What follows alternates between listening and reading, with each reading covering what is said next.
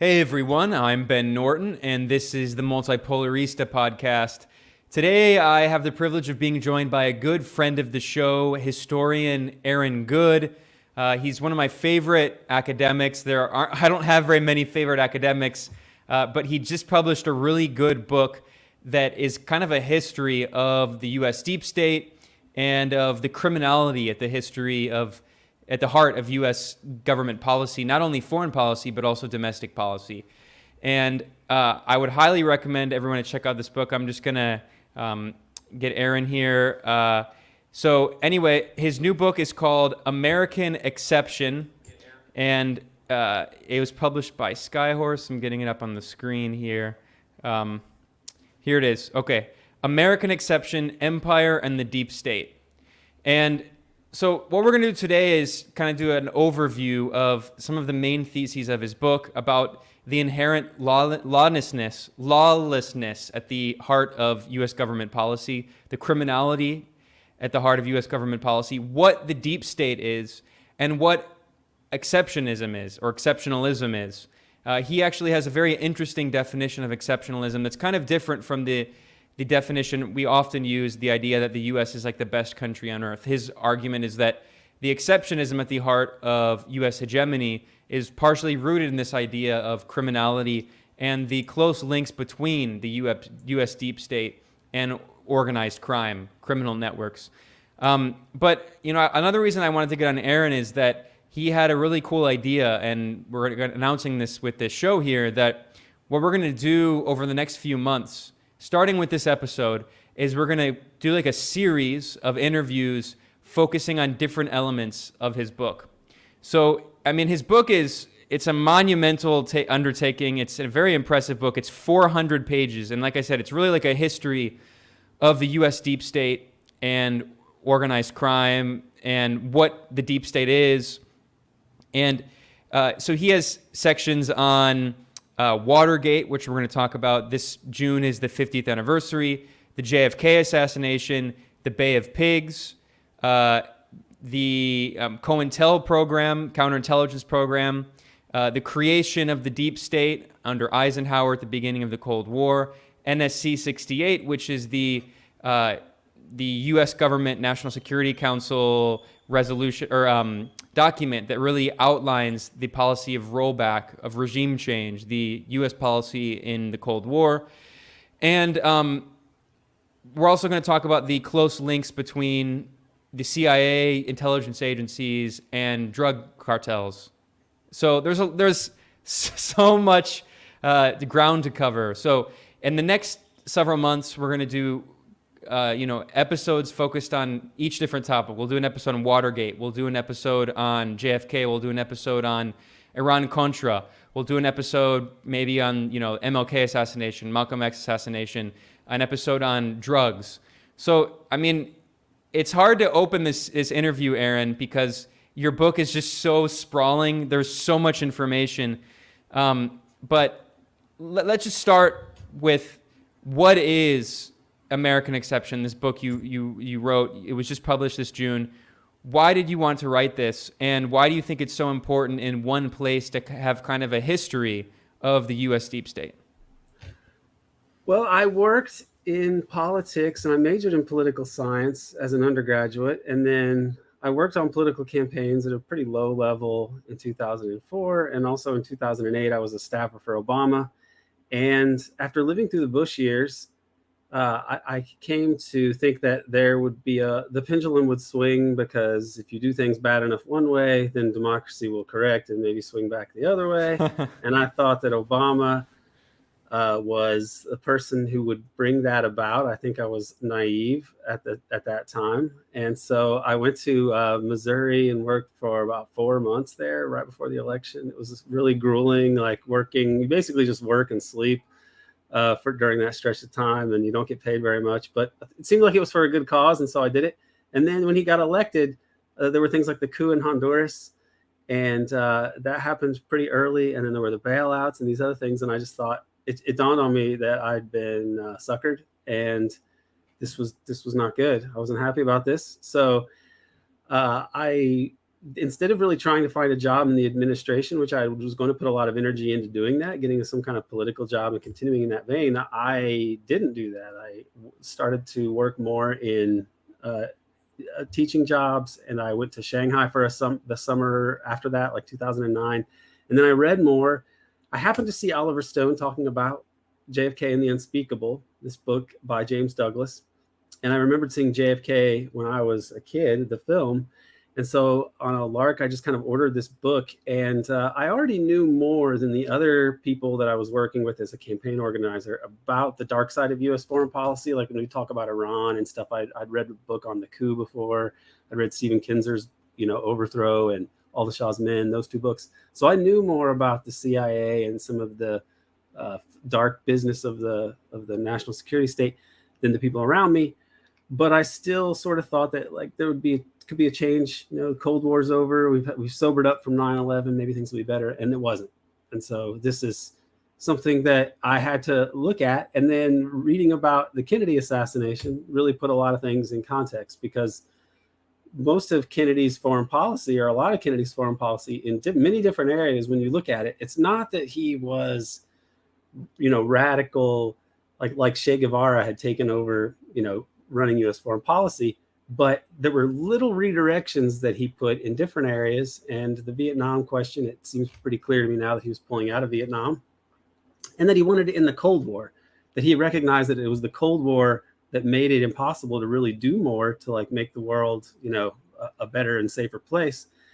And that he wanted to end that. And he was stopped from doing that. And that it was actually pretty obvious that the national security state and elements connected to whatever the covert apparatus of the government had intervened to veto democracy violently, exploding his head in the middle of the street. And so that made me want to look at why academia and the media and so on had failed. And so I started corresponding with some radical academics, especially Lance DeHaven Smith at Florida State. And he gave me advice to get into grad school. And I did get into grad school. And then I started writing in this vein.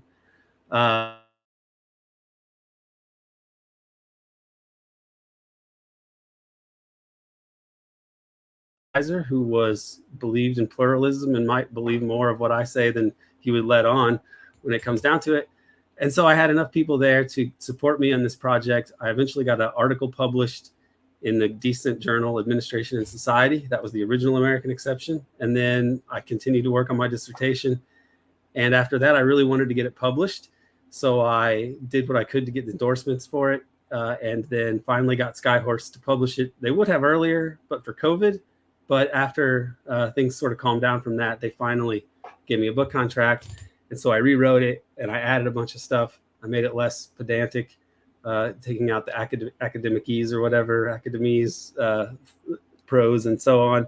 So it's this version, I think, is much better than the dissertation one. And there's not much like it in academia because all the incentives discourage you from writing this kind of material, which is why I was teaching high school for a while, and why I have a podcast now, because academia is more or less a pillar of the state and a pillar of the establishment, and its function seems one of its key functions is that it needs to legitimize, or at least not delegitimize, the whole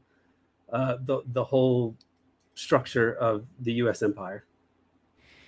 Yeah, Aaron has a PhD in political science. We were talking about this off mic, and I always prefer to call him a historian, and I think he kind of prefers that too, because despite the fact that he has a PhD in political science, I see his book really as a very good history and the good work of a historian, which is theoretically grounded. And it reminds me of Michael Parenti, who also has a background in political science. And I remember in one of his lectures, he jokes that the years he spent doing his PhD in political science were the most apolitical years of his life.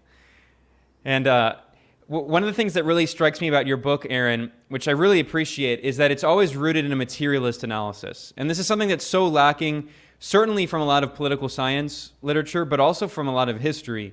You're always looking at what are the powerful interests, and especially the corporate interests driving a lot of these policies. And one of the key points that you constantly make. You talk about this idea of the financial overworld and underworld being, driving the interests of the U.S. deep state. And in a second, we can talk about what the deep state is, because you have a very complex theorization of that. But I just want to, before getting even to that, I want to talk about why you stress so deeply in your book the importance of looking at the financial and economic interests behind the deep state and behind a lot of this criminal behavior by the U.S. government.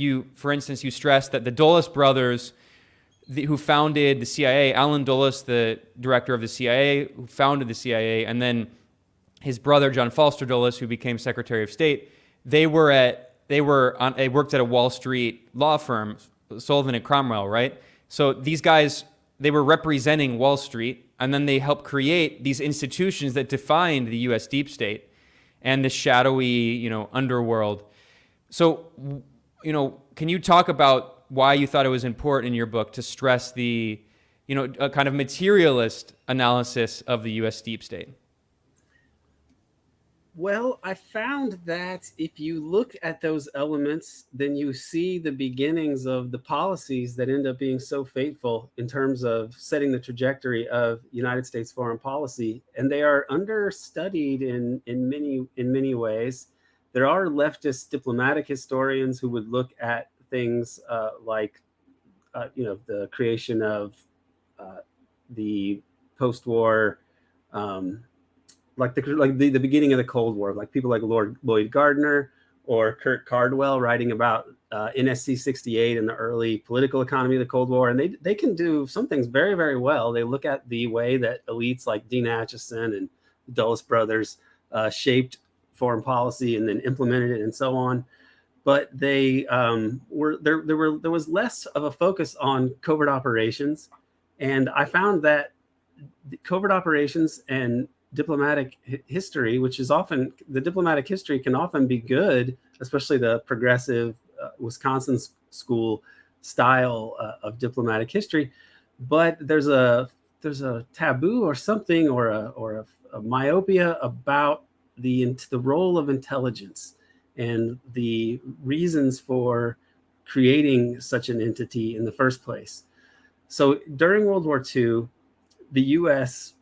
elites in pretty much localized or centralized in the Council on Foreign Relations worked with the government to come up with a plan to get into World War II for the U.S. and then what they would do afterwards, because they figured that with their industrial power, economic might, that would translate into military might, and the U.S. would win, at least be on a side that wins to at least a large extent, and then they need to figure out a way to run the world. And unlike after World War I, they were going to go for global leadership. And so this was paid for by Rockefeller Foundation and carried out by the Rockefeller-dominated Council on Foreign Relations, Rockefeller-dominated, Wall Street-dominated, just basically the tippy top of American political economy. They're the ones who decided under Roosevelt how the U.S. was going to eventually enter into World War II, win World War II, and establish the post-war world order. To me, this is really notable because this is the high point of progressivism in U.S. politics. This is when the U.S. was the furthest to the left. And yet on this most fundamental question about the U.S. and what it's going to do in World War II and what it might do in terms of asserting global leadership, it was entirely a centralized, top-down affair dominated by the corporate rich and people that the corporate rich had hired, with the State Department approval just sort of tacked on. And one of the reports was on security and sovereignty, I believe, and it was written by none other than Allen Dulles. And that part of the War and Peace Studies project that the CFR conducted, that part is still classified. And Peter Dale Scott and others believe that it calls for the creation of something like a Central Intelligence Agency to carry out covert operations. And after there already was an intelligence unit during World War II, that's the OSS, and it had people like Allen Dulles and Bill Donovan and Frank Wisner that would go on to work in the CIA in its early days. But it was decommissioned after World War II. People like Hoover, J. Edgar Hoover, opposed it, and others were not wanting the U.S. to have a permanent, intelligence apparatus. Harry Truman worried that it could become a Gestapo. He later pretty much said that it had.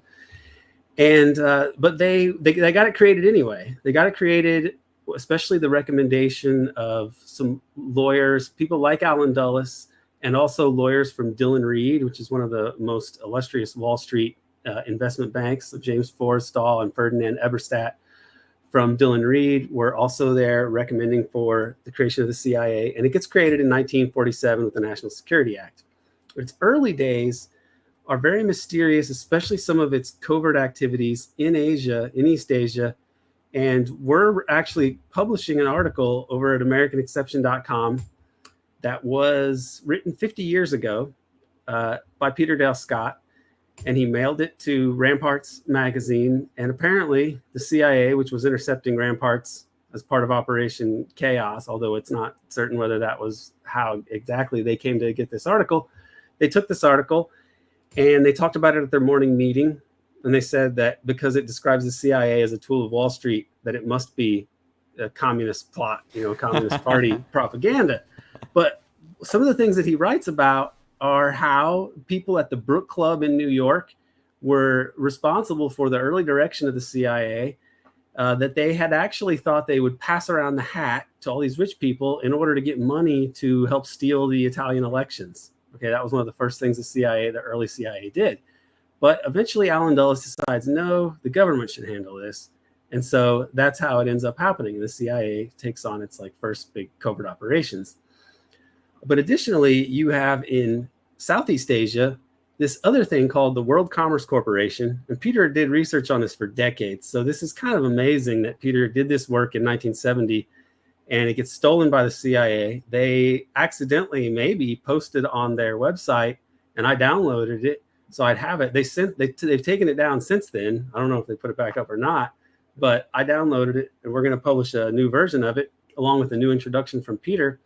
Subsequently, he learned about how World Commerce Corporation, which was backed by people like Rockefeller and this guy named Sassoon, who was a big international magnate, and involved British intelligence, like this guy Walter Stevenson and Bill Donovan, who was the head of the OSS. They were there, and Willis Byrd, another OSS veteran, and they helped to set up reestablish the opium production in Southeast Asia without the government really being involved. They go and set the groundwork there, including with help from Paul Helliwell, who was a Wall Street lawyer, also OSS, would later be part of the CIA. But they were doing all of this covert operations stuff involving the drug traffic to set up a sort of anti-communist force intertwined with organized crime and the drug traffic right at the end of right after World War II. So they're already thinking about how to establish capitalism in this part of the world, and they're going to rely on dark elements of society to do this. And this, to me, is an example of how, to understand the CIA, you have to understand who created it and why they created it. And the people like Truman didn't really want it to be involved in all these kinds of dirty tricks.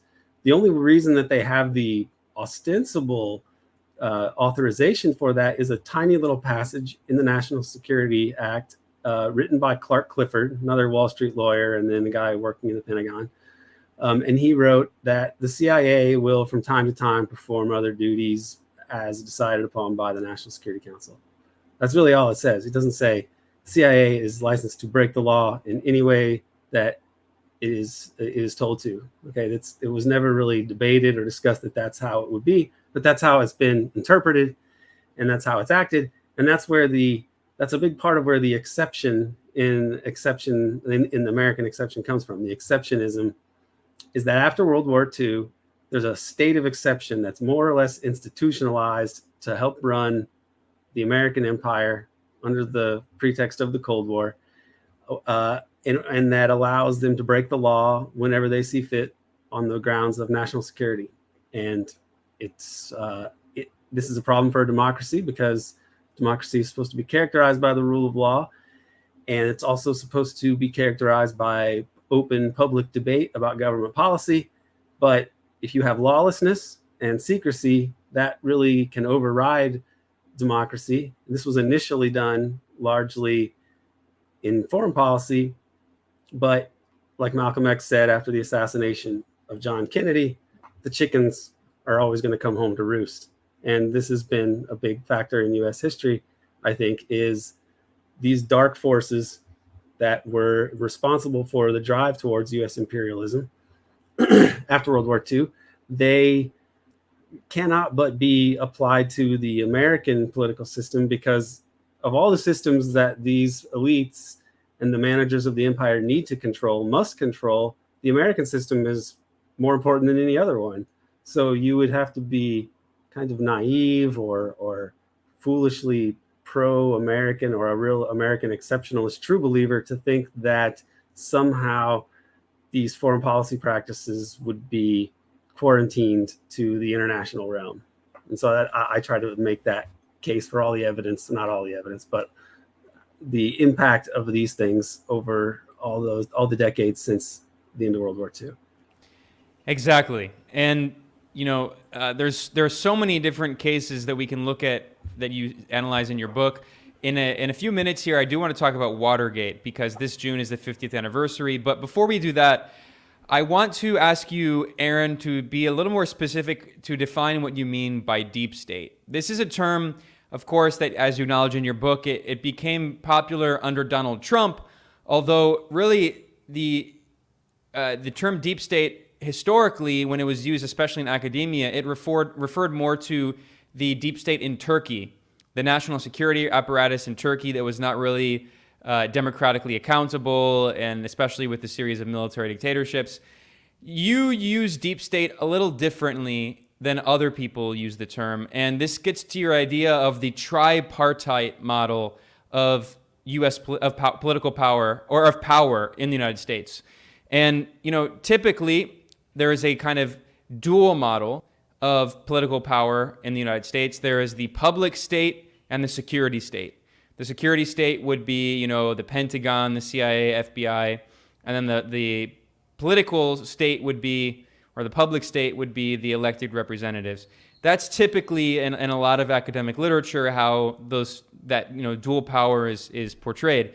But you actually take that analysis a bit further, and I know this is partially influenced by the progressive sociologist C. Wright Mills that you mention a lot throughout your book. He had an idea of these three institutions of American power: big business, the military, and the political class.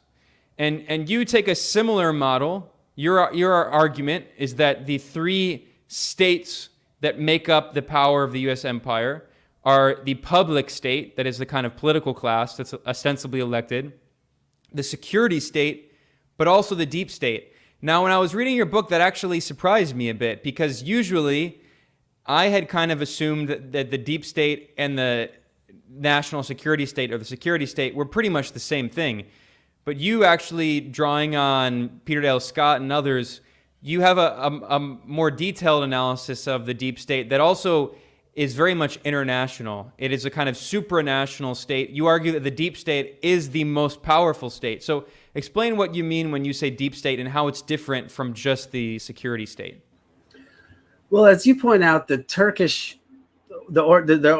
term comes from Turkey. They had all these coups and scandals over the years, and eventually it all sort of came to a head with this car crash where there's a beauty queen, like literally Miss Turkey or something like that, and she's with the top security service person, like the head of the national security state in Turkey, head of the police, basically, as I recall, and then the head of the Grey Wolves, which is this notorious terrorist organization that had been responsible for all sorts of crimes, drug trafficking. I think they were behind one of the assassination attempts of the Pope, and a whole lot of funny business.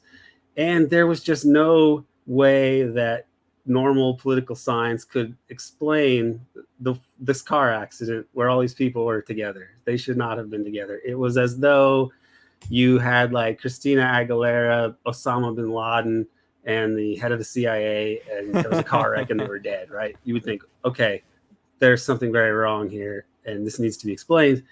And so in Turkey, it was understood that the state, as they understood it, was sort of a facade, and that below it, there was a deep state in Turkey. Now, this was in the 90s that this happened.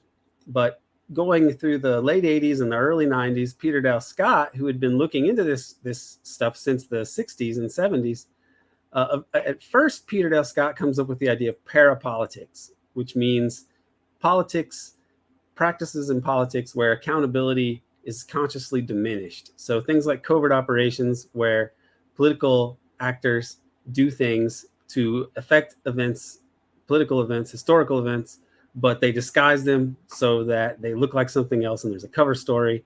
And he was arguing that this had really warped and damaged politics, and so he wanted to explore these things more. And it was also related to the relationships between law enforcement and the mafia and economic elites and organized crime and law enforcement, and the way that all of these things interacted in ways that are not described by political science. Now, eventually, there's the Turkish case that brings this idea of a deep state, because Peter Dale Scott came to talk about not just the parapolitics part, but then he started talking about deep politics in the early 90s. He has this book, Deep Politics and the Death of JFK. But he didn't talk about a deep state. He didn't want to go that far until maybe in the 2000s when he reads work by Ola Tenander, who is a Scandinavian academic. He's at the Peace Research Institute in Oslo. He's either Norwegian or Swedish. I can't remember which, but he's in Oslo now.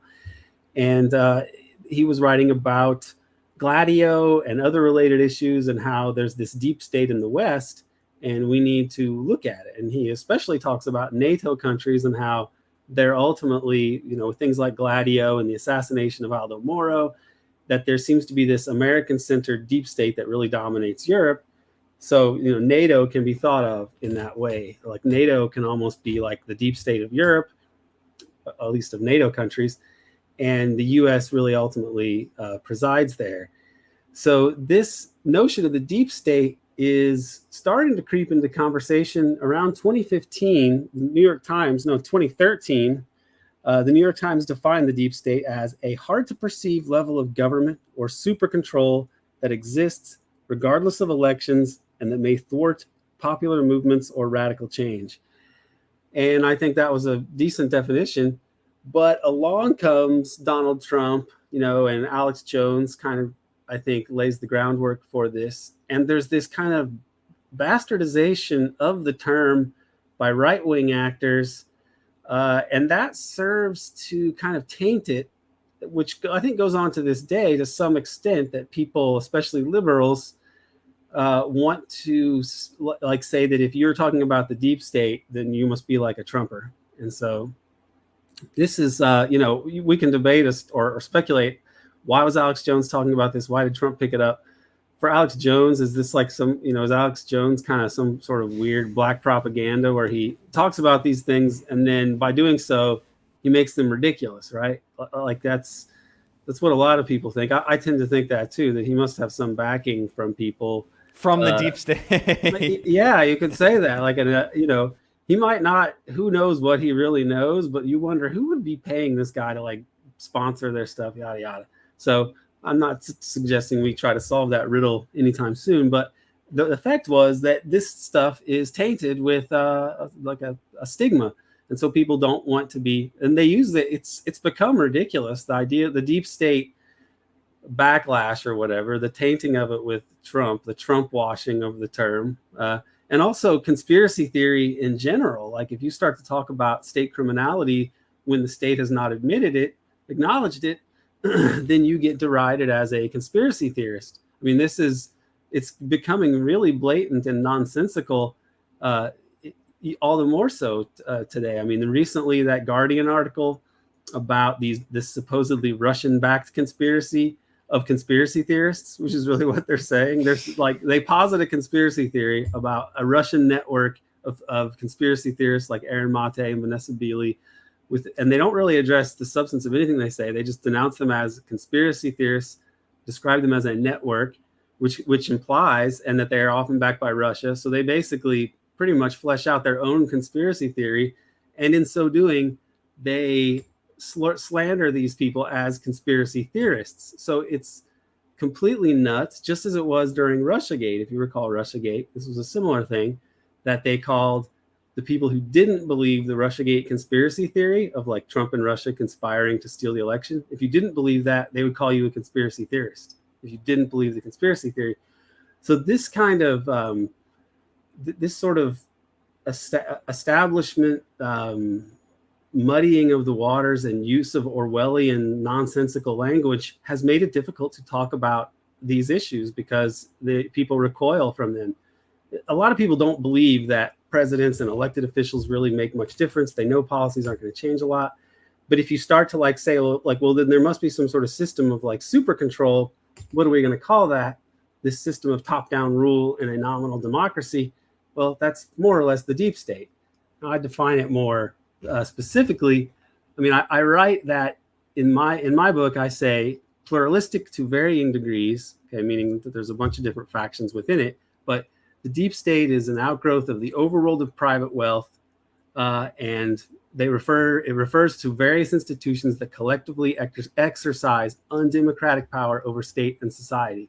And that's essentially what we're talking about, is why is there this regime in America that does not change course with elections? Trump didn't really radically change the direction of the ship of state, and neither did Biden.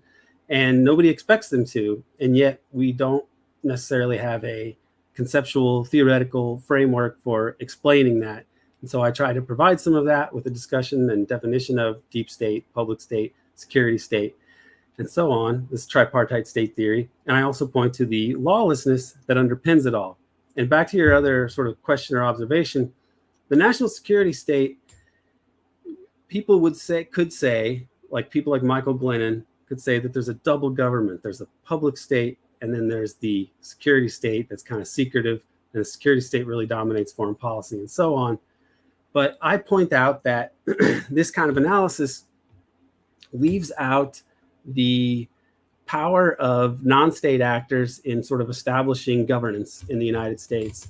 And there are also historical episodes where the security state is weakened or challenged in some way, and yet these institutions and this kind of top-down rule can still be done covertly. And this goes back to the early pre-CIA days that I was just talking about.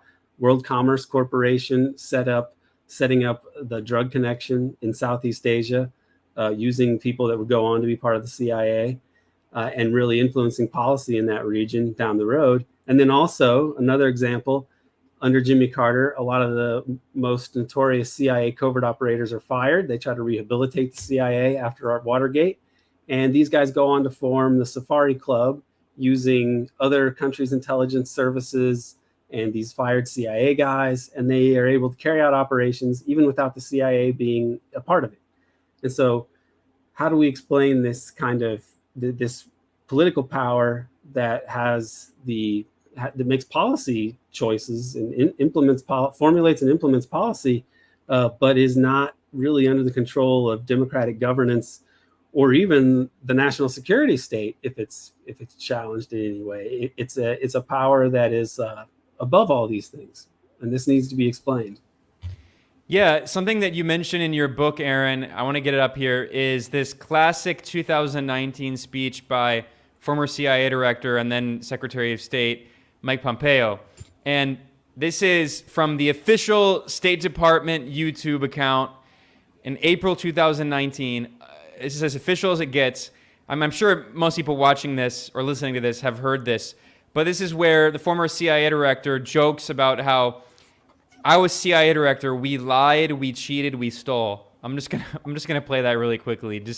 It's always just funny hearing this from the mouth of the CIA director.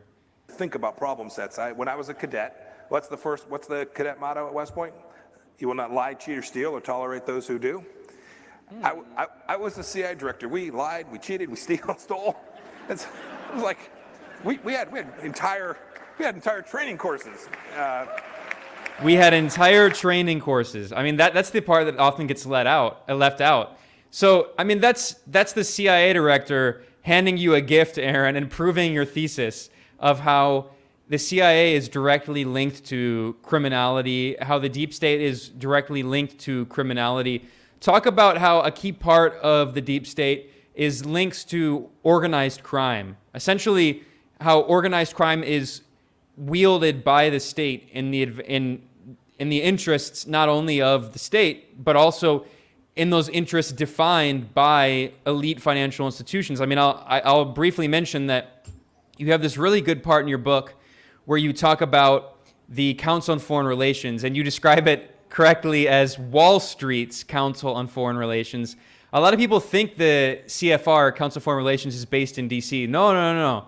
It's based in New York, founded by David Rockefeller, who was like the Jeff Bezos of his day, right? Except with even much deeper links to the CIA and the U.S. deep state and security state. And you mentioned that the Council on Foreign Relations was involved in the formulation of U.S. pre-war, wartime, and post-war planning. This was done on the basis of what the Council on Foreign Relations deemed to be the national interest, which is defined as, quote, a capitalist system with private ownership of the productive property of society, resulting in inequality in the distribution of wealth and income and attendant class structure. So basically, the argument was that what's good for Wall Street is what's good for the national interest of the U.S., and if we have to collaborate with organized crime and we have to lie, cheat, and steal, that's okay because that lawlessness is serving the national interests. Right. I mean, the Pompeo thing, he seemed to be cribbing from this, maybe the secret diaries of George White, this notorious guy who was a part of the CIA, but also, I believe, part of the Bureau of Narcotics and Dangerous Drugs. He was part of that operation, what was it called in San Francisco, this safe house, like Midnight Climax. That's what it was. Operation Midnight Climax, where they'd give these guys acid they'd have like prostitutes dose guys with acid, and then he'd sit behind this two-way mirror and just watch the craziness unfold. Right. So George White, there's a quote from him where he says something very similar. This is why I think maybe Pompeo was like plagiarizing him here. I mean, not literally, but here's what George White wrote. It was fun. Where else could a red-blooded American boy lie, kill, cheat, steal, rape, and pillage with the sanction and blessing of the all highest? And so that's another great quote of a CIA guy. Henry Kissinger once said, the illegal we can do right away. The unconstitutional takes a little longer. Yeah. Ellsberg wrote in Secrets that there were like three questions. This is how I remember it, so I'm just paraphrasing here. There were three questions that you never ask in these national security circles. Is it moral? Is it legal? Or is it true? You know, and that you basically, if you start asking things like that, they're going to think you're like an unserious screwball, and you're not going to be part of the like cool foreign policy guy club anymore. So this is like, there are plenty of instances where this lawlessness kind of gets acknowledged by the actual wielders of this power, but we don't acknowledge it very much. Now, for the mafia part of it, this gets into things that existed in America, arrangements that existed in America before World War II. And this is why I try to sort of refine and add to Peter Dale Scott's work. He described previously a deep political system where you have governance carried out by official but also unofficial methods. And you have actors who are not, the monopoly on violence doesn't really stay with the state, that there's other kind of unspoken forces in society. And as an example of this, he points out how there were thousands and thousands of unsolved murders in Chicago, and the mafia was intertwined with the political system. And so you couldn't really define politics and government by any sort of traditional understandings of the way that society works. Like they're going to tell you, there are these deep suppressed forces, and they do involve collaboration between the corporate elite and the underworld. So a good dramatization of this, I think, of the pre-war era is Boardwalk Empire with Steve Buscemi, the HBO series. I think Scorsese directed it. Yeah. And you look at that, the way that it's very much dramatized. It's loosely based on real characters in Atlantic City, but it does demonstrate things that were, relevant, which is the way that politics and organized crime were intertwined at this time.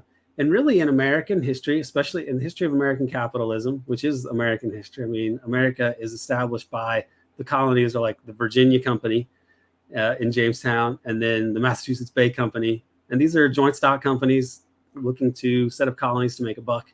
It's just capitalism. And the reason that they need to leave England in part is because of capitalism, the enclosure movement, closing off the commons, kicking people off the land for sheep. so they can do grazing for this textile industry, etc.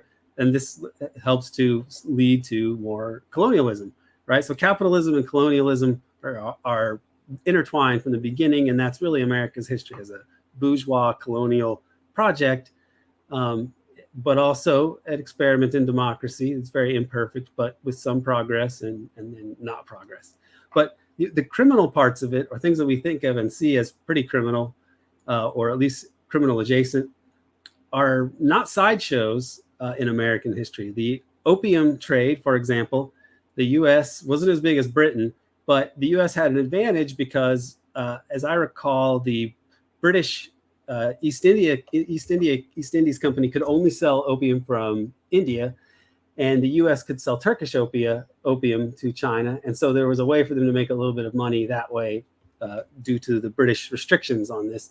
And so some of the most important families in early American capitalism, especially around Boston, are related to the opium trade. They called it the China trade, but it was really the opium trade. And that's where people like the Delanos, the Cabots, the Forbes family, they got all of they made their fortunes there. The Yale is basically built on money and land donated by the Russell Trading Company, the biggest one of those trading houses in the U.S. The first railroad was built with opium money. The first textile plant, the Lowell Mills, were financed with opium money. So between opium and the slave trade, there you have probably perhaps the two most significant early sources of capital in U.S. history and in the history of U.S. capitalism. So it's sort of built on this foundation of that's intertwined with criminal commerce, and this is kind of the way of things. Is that capitalism has always worked this way. You have and when they go into Latin America with the fruit companies, they have to rely on organized crime to crush labor and so on. This is part of why Cuba with the sugar industry was so brutal and intertwined with, Meyer Lansky's, the mobsters and so on were so huge in Cuba, because they were not only there for gambling and such and drug running, but also they were a part of just the suppression of labor movements and so on. And this is a part of the political economy of the U.S. and the Western world in general, I have to assume. I don't know as much about Europe, but I assume that there were similar things going on there. And when you get to World War II, you have the OSS, the precursor to the CIA, and they have this Operation Underworld, where they spring Meyer Lansky from jail. They work with Meyer Lansky, who's clever enough not to be put in jail, apparently. And Lansky says, "Can you please get my friend Lucky Luciano out of jail? He'll be really helpful with this project to help us protect the docks from sabotage."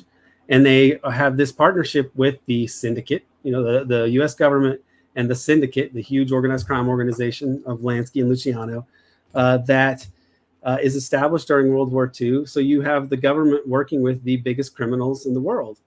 And the CIA, works with organized crime as well in different ways. Like I talked about the opium traffic in Southeast Asia, but you have to have organized crime really distributing that, the triads, in China and Taiwan, these gangs, the KMT, the nationalists, the Chinese nationalists, were essentially the world's biggest drug traffickers, especially after the fall of the mainland, right?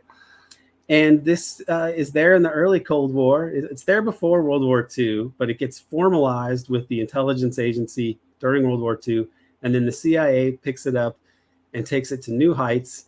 So you have recurring scandals of operations being funded with drug money, and the mafia, like Air America funding the secret war in Laos with drug money, the Contra War in the 80s, the Mujahideen in Afghanistan, the drug connection there. And that really gets established when they shut down all of the drug running or most of the drug running, the U.S. drug running in Southeast Asia. So when the Vietnam War ends, all of a sudden, surprise, that area is no longer the center of world heroin production. I wonder why that is.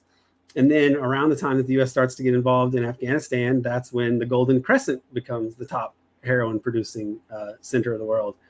And this is something similar for cocaine in Latin America in the 80s. I mean, under Reagan, it gets to new levels of absurdity where he's got this war on drugs, but He's also supporting the Mujahideen, like people like Goode and Hekmatyar, who's the world's biggest heroin trafficker, and the Contras, Norman Meneses and the Colombian cartels are working with him, and they're the world's biggest cocaine dealers, and they're supported and backed by the CIA, protected by the CIA.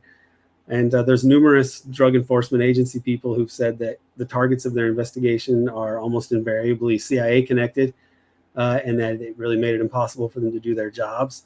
So a lot of people argue that the CIA essentially manages the international drug trade, so that's one way of interpreting it. But it's funny that I heard Joe Rogan say it once on the show. I don't watch Joe super often unless he's got somebody I want to hear. But there was some clip where he was talking about it, and he was a little high when he said it, but maybe that gave him some extra insight. And he said, just think about it, man. It's like all that money. Do you think these big banks are just going to like not take it because it's not pure? Of course they're going to, man. Of course they're going to. And I think that analysis from Stone to Joe Rogan is probably pretty accurate, because the three biggest commodities traded around the world traded internationally are oil, weapons, and illegal drugs. And these are also commodities that factor into a lot of areas where the U.S. gets involved. Pipeline routes, selling weapons, and drug running armies that the U.S. might be supporting. So this is something quite dark and sinister, and also continuous. It's discursive. Like, they're not always like the same group of people doing it all the time, but these pop up again and again in U.S. history and in U.S. foreign policy, that we're always supporting these guys. And it really begs the question of what exactly is the CIA supposed to be doing with this as an institution? How is this protecting or furthering democratic goals that you could actually talk honestly about? Yeah, well said. And just because you mentioned a name, I want to briefly address. You mentioned Goode Hekmatyar, who was the horrible, he's still alive actually, isn't he? The horrible Afghan warlord, closely linked to organized crime networks and opium. And he was backed by the CIA in the proxy war against the Soviet Union in the 1980s. And I love that on your book cover art, this is again his book, American Exception, Empire and the Deep State. You have Hekmatyar symbolically in between Ronald Reagan and Margaret Thatcher, both of whom supported him. And I think this art is by friend of the show, Abby Martin, right? That's right. Yeah, she's the one who put Goode and Hekmatyar there. I didn't really have that idea, but I did want him on there. But like, I didn't expect that, and it made me laugh. Laugh out loud when I saw the picture in the first place, because it was like perfect. Yeah, great art. You also have, Malcolm X, and I want to mention you have Patrice Lumumba here, and I just have to mention, because this is in the news this week. People might have seen that. Speaking of, crime being a key part of how these Western states work, after the coup and murder of Patrice Lumumba, the first ever elected democratic leader of Congo after the end of Belgian colonialism, Belgian intelligence, with the backing of the CIA, killed Patrice Lumumba. It was, in fact, one of the last things that Eisenhower did before leaving office, was order the assassination of Patrice Lumumba. And after murdering him, they destroyed his body with acid, and the only thing remaining of his body was a tooth. And Belgium just returned Patrice Lumumba's tooth to Congo this week. And you can see this photo.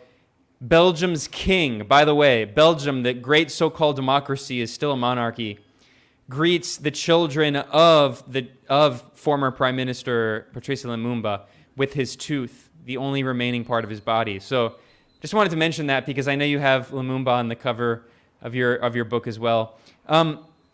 Aaron, we were talking about that quote from Mike Pompeo about the criminality of the deep state and these U.S. operations. I would be remiss if I didn't mention something similar. You had that other great quote about how, at the CIA, they rape and torture and kill and all of that. Well, we know from Ray McGovern, and we also know from Barbara Honegger, who was a White House aide for Ronald Reagan, and she worked on the Reagan campaign.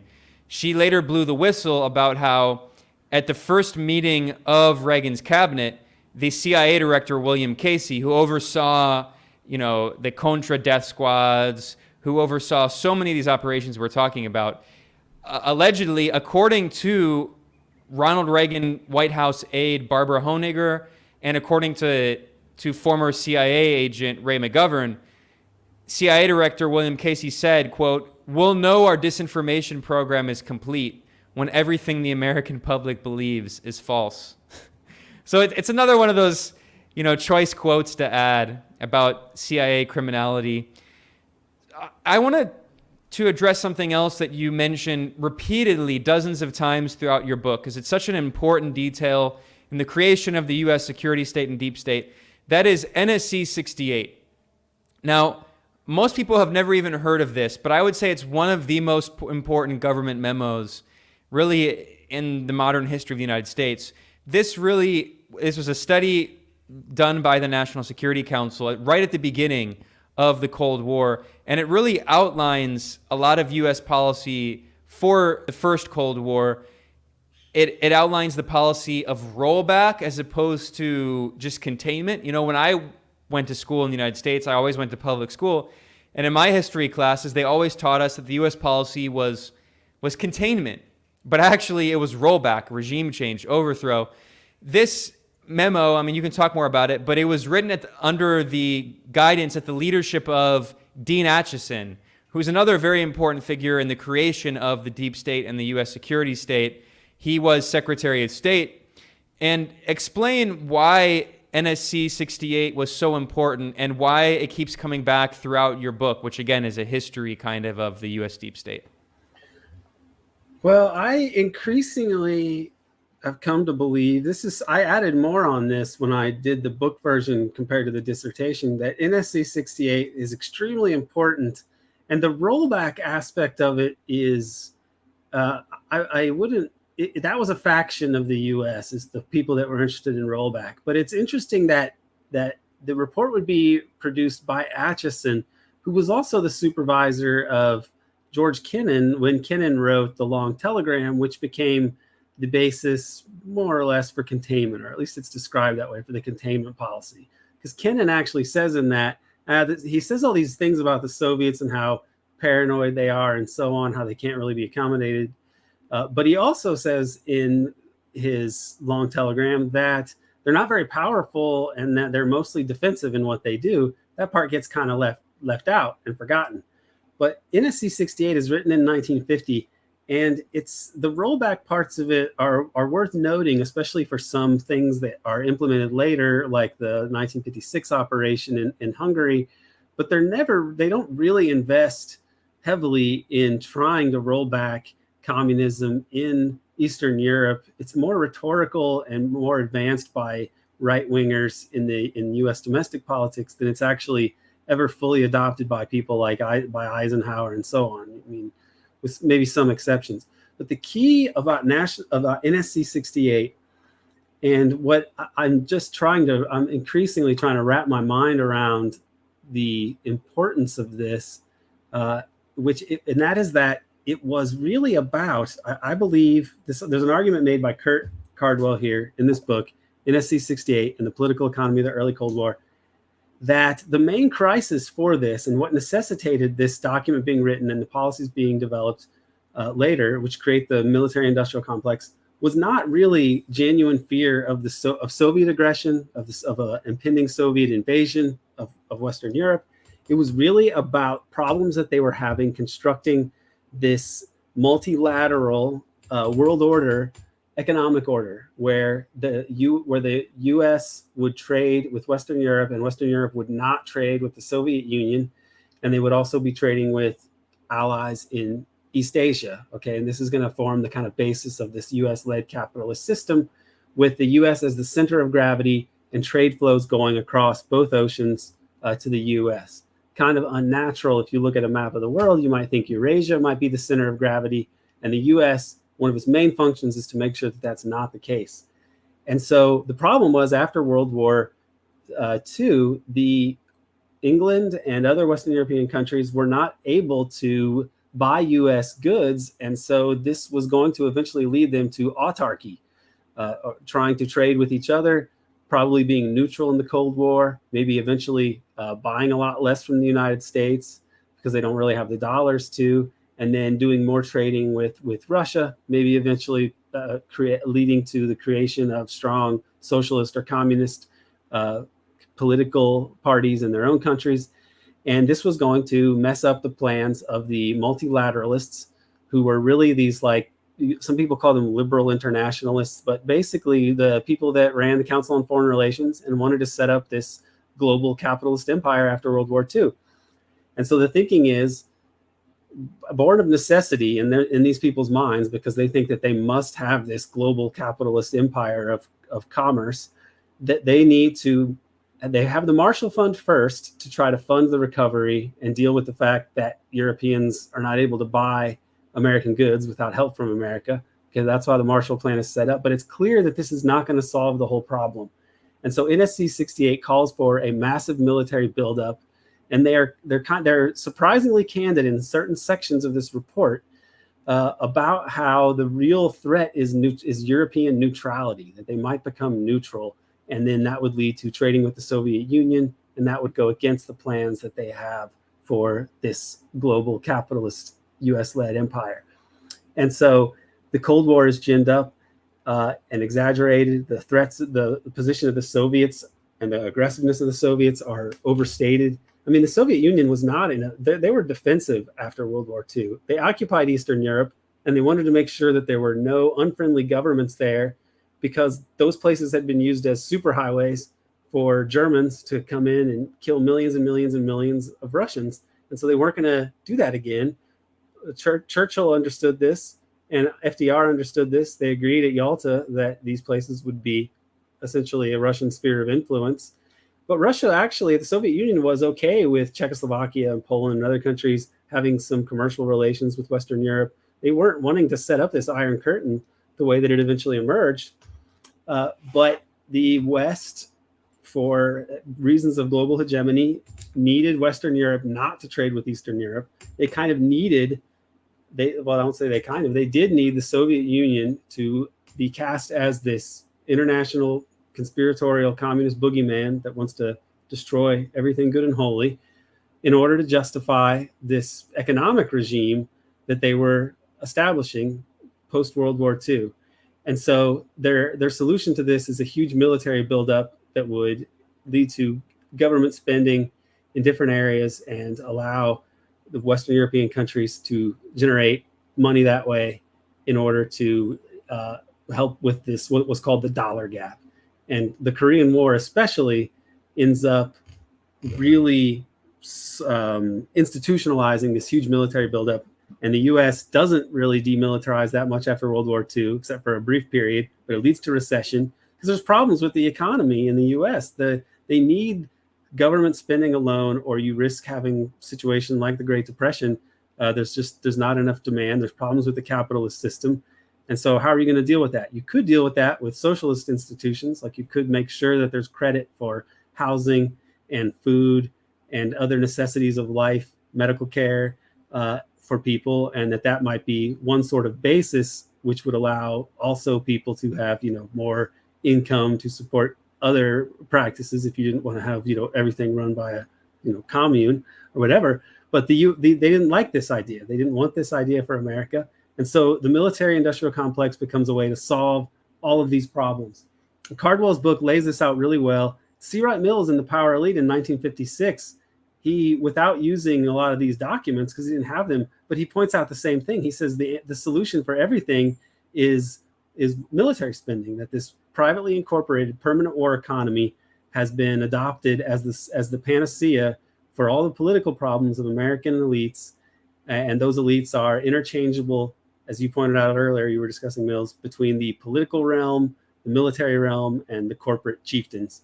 And so the establishment of a permanent war economy that is privately incorporated, meaning that it's taxpayer money going to private corporations to make weapons, This becomes a pillar of not just the U.S. economy, but the world order that the U.S. is creating after World War II. And it requires the Soviet Union and global communism to be a boogeyman. And so in a way, the U.S. reforges an anti-communist international, which was ironically the official name of the Axis powers in World War II. They were the anti-Comintern Pact. Exactly.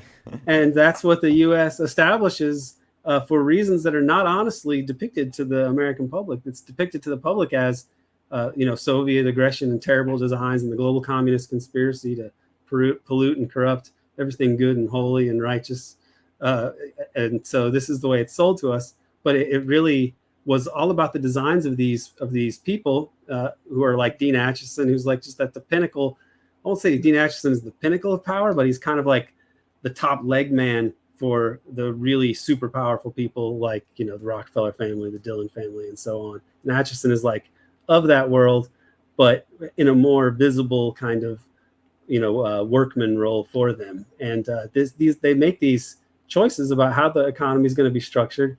And it just makes a joke of any kind of libertarian explanation for American prosperity or the benefits of capitalism, because it really was planned from on high, a small group of people planning how things are going to be. And that really set the structure of the global economy. So it was never done on the basis of any kind of free market principles or anything. There's always a massive hand of the state in planning this stuff, and the state was steered by people who were typically not elected, were appointees, and were drawn from the ranks of the American overworld of the super rich.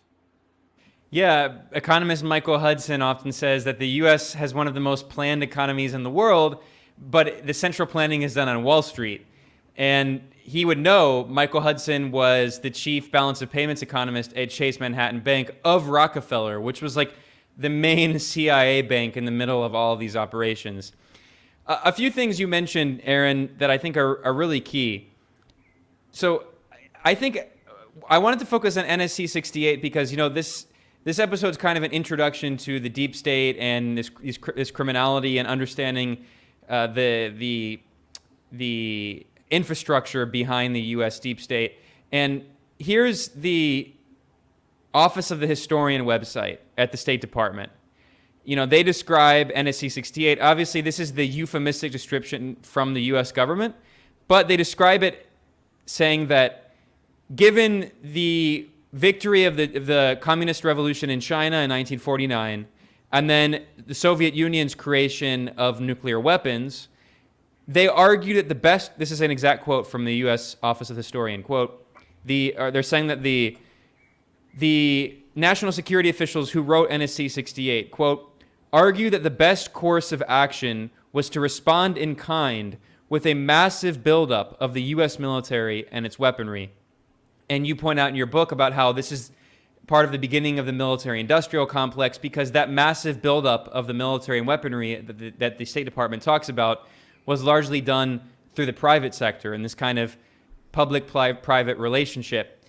But you also acknowledge in your book, this is a key point, that NSC 68 was written in 1950. This is the beginning of the first Cold War, right? And it was overseen by Secretary of State Dean Acheson.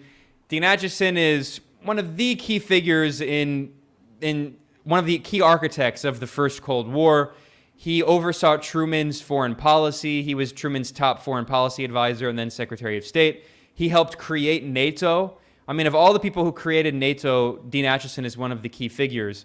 And today, I mean, with the proxy war in Ukraine and then the conflict we've seen in the past 2 or 3 years over Europe's dependency on Russian energy, I mean, everything that we're seeing now is so similar to this discussion that was had with the Marshall Plan in the 1950s about preventing Europe from being too close to Moscow, right? But I want to mention another name here. We talked about Acheson.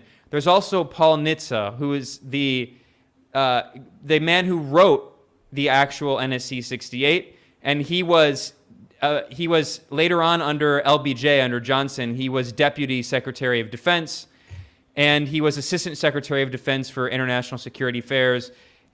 also under Truman. He was director of policy planning. This guy was another one of the key figures in the U.S. national security state. And this is the guy who wrote NSC 68. In 1949, a few months before he wrote it, he admitted, quote, "Nothing about the Soviets' moves indicate that Moscow is preparing to launch in the near future an all-out military attack on the West."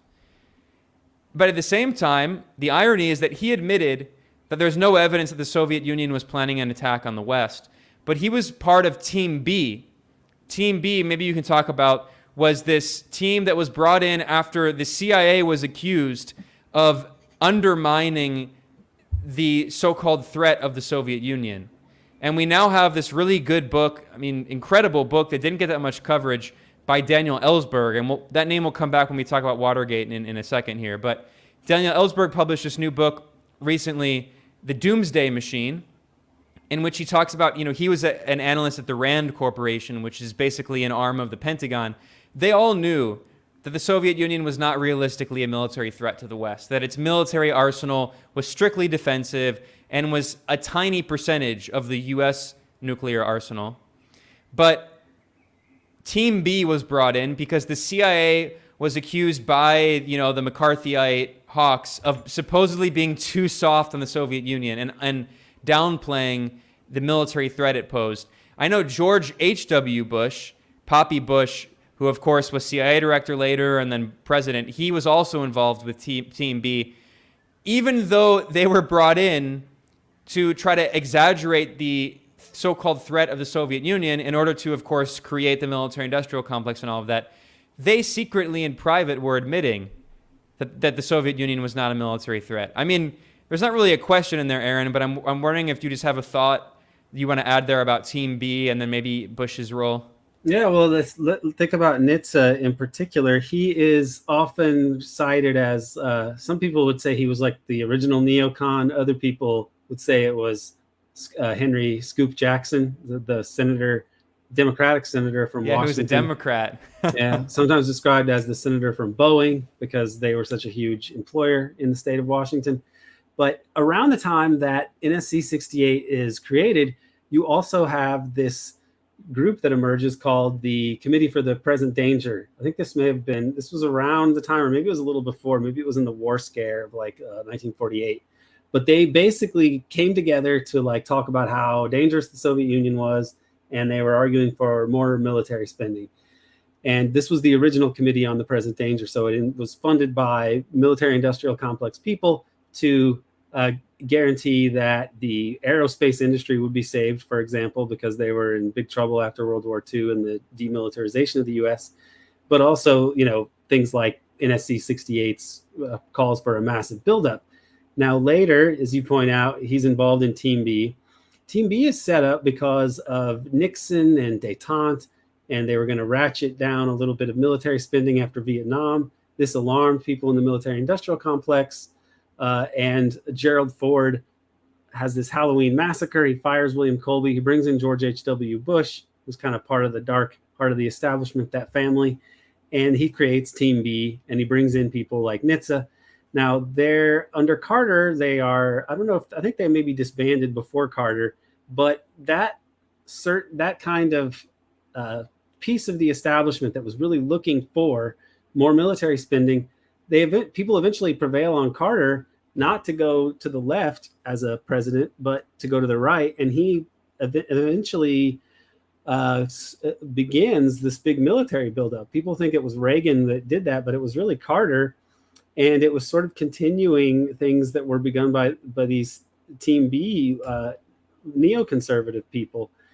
And this is Nitze under Reagan. There's a second Committee for a Present Danger. They get revived. And this time Nitze is not just writing the NSC report that the Committee for the Present Danger is promoting the goals of, but he is part of the second Committee for the Present Danger. And I think they may have reformed again. And this time the focus might be on China, but somebody should look that up. But I seem to recall somebody coming across some story about maybe they've reunited. They've got the band back together. Nitz is dead by this point, I'm pretty sure. But it would be something if that was if that were true. So it's very difficult to bring these forces in line. Under Reagan, they really become super powerful because of the way the 70s were sorted out. All the problems of the 70s get sorted out with oil shocks and interest rate hikes and so on. And once the dust settles, you have Reagan in charge of a very powerful dollar regime, control over the oil supplies of the world and the oil markets, more or less, and the ability to run huge deficits, which they do for military purposes. And the Soviet Union is recast as this evil empire when there's just the nuclear question alone means that they're obviously not going to expand anywhere. So there's really no logic behind the Soviet Union as a threat to people like Reagan that they're making. But, when the media is owned by corporate forces, Reagan is a corporate candidate connected to General Electric in years past, part of the military industrial complex. And so the reality is kind of what they make it.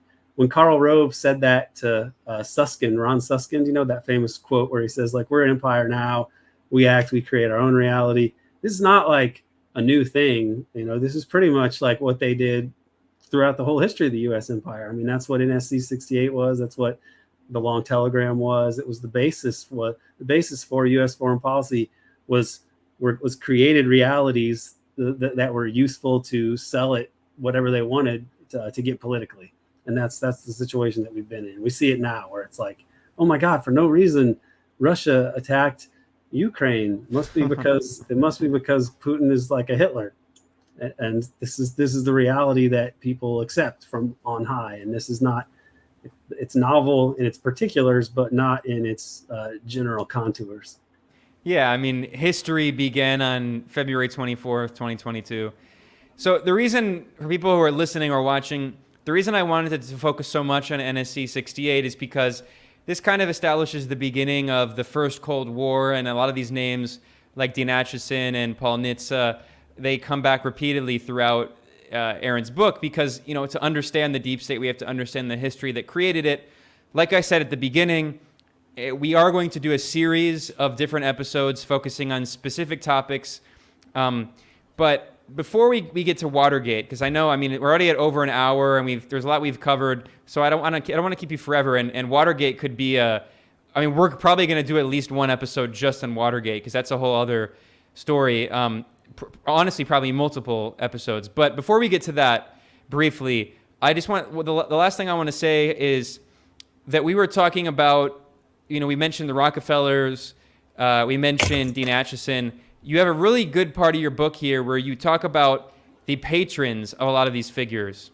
And you note that many of the powerful Americans in the mid-20th century, and you're talking about people, within these structures of the deep state or within, the foreign policy apparatus, many of them, like Dean Acheson and John McCloy, were not given to candidly discussing the core interests and motivations behind the policies they advocated, sometimes referring to them as imponderables. But you mentioned that McCloy himself was a Rockefeller man, and the most notable realist policymakers of the Cold War were men with very powerful patrons, like Kissinger. Kissinger was also a Rockefeller man. Henry Kissinger campaigned for Nelson Rockefeller's 1968 presidential run. Kissinger was Nelson Rockefeller's assistant. Rockefeller commissioned Kissinger to write a book for the Council on Foreign Relations. Kissinger was married to an aide to Rockefeller. Kissinger owned a mansion thanks to Rockefeller. And you also mentioned Zbigniew Brzezinski, who was also a Rockefeller man. And you mentioned that the patron of George Kennan was himself Dean Acheson. So you stress that whether it's Kennan, Kissinger, Brzezinski, each of them was a real politic engineer for an architecture never fully articulated. It's not difficult to grasp the utility of such realists. They formulate and execute grand strategy based on a conception of the national interest, which is surprise and in concert with the class interests of their patrons. So basically, in other words, what you're getting at there is that these monumental, colossal figures in the history of U.S. national security, U.S. foreign policy, people like Kennan, Acheson, Kissinger, they were Rockefeller employees. They basically were working for one of the most powerful, wealthy billionaire oligarchs. And again, for a lot of younger people, the name Rockefeller might not really mean anything, but Rockefeller was kind of like this Jeff Bezos figure back in the early to mid 20th century. I mean, there are obviously multiple Rockefellers, but Nelson Rockefeller and David Rockefeller, these were extremely powerful capitalist oligarchs. And the point that you make is that these so-called realist foreign policy strategists, even if a lot of their ideas were not implemented, they were promoted and their ideas were advocated for because they were promoting the class interests of the billionaires who were funding them, which was the Rockefeller family specifically. Yeah, absolutely. These guys, I mean, there's the famous people that you just point out, some of them like McCloy and Brzezinski and Kissinger. But there's additionally, like, for example, in Kennedy's administration, he had dozens of people who had previously been part of the Rockefeller Brothers Fund in his administration. And so he eventually comes to want to try a different policy than these people. At one point, Kennedy said to an aide, I don't want to do this. This is going to be just like it's going to be like Acheson and Dulles are still running things. And that was a reference to this sort of entrenched, sort of Rockefeller-dominated, Council on Foreign Relations-dominated way of doing things. But they were so powerful in politics and in think tank circles of the day and academia, intellectual foreign policy circles, such as they were back then, that you really couldn't put together an administration without these people being there. And I think that this leads to some problems especially for the Kennedy administration. Well, let's say Kennedy, Nixon, and Carter all kind of clash with these forces. The Kennedy was in Fortune, I think it was in Fortune magazine. They have this back and forth over how the economy should be run.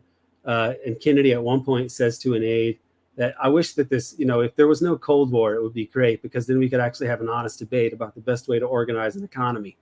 And so Kennedy struggled with these forces who were against sort of progressive internationalism and were more along the lines of multilateral internationalism, which really meant sort of capitalism uber alles, and very helpful for entities like Standard Oil and Chase Manhattan Bank, or the Seven Sisters. Standard Oil gets broken up, whatever. But so Rockefeller under Nixon, this I think is one of the, we can talk about Watergate in a bit, but I think that faction also turns against Nixon, and that's decisive. Jimmy Carter was more or less handpicked by David Rockefeller and the Trilateral Commission to be their golden boy. I mean, that's the effect of Watergate, is that the Rockefeller Republicans are kicked out of the party, but they more or less relocate to the Democratic Party. So in 1976, instead of getting a liberal like Ted Kennedy, you get Jimmy Carter, and he's been on Time magazine and everything else, but his accomplishments really aren't so great. It's just that the Trilateral Commission picked him to be the guy. They wanted a Southern Democrat, and they wanted to move this sort of Rockefeller wing of the Republican Party into the Democratic Party, and they get Carter. But eventually, Rockefeller turns against Carter for not doing everything that he wants to do, and Rockefeller and people underneath him are responsible for bringing Carter down to a large degree. He had this huge lobbying campaign to get President Carter to allow the Shah of Iran into the country. Carter said, well, I'm not going to do that because, what are you guys going to do when they take all the people hostage at the embassy? But then he did it anyway. And it led to disaster, the hostage crisis. And then there were these people around Rockefeller also were involved, apparently, in keeping the negotiations from succeeding so that the hostages would be released and it might help Jimmy Carter in the election. Instead, the hostages are finally released on the day Reagan is inaugurated, and Rockefeller was a part of that. So this is the sort of personification of private power, but he has this whole corporate structure behind him, and they're very influential in the world of philanthropy, foundations, academia. Academics have to get funding for their dissertations, their doctoral projects, and so on. Or if they want an endowed chair somewhere, there's the power of these actors. Who knows what kind of influence they exert over journals, but I have to think that it's significant. And so it's hard to overstate the power of somebody like that. I think it's more diffuse now. So when you say that Rockefeller was the Bezos of his day, I think that actually understates how much power he had. For sure.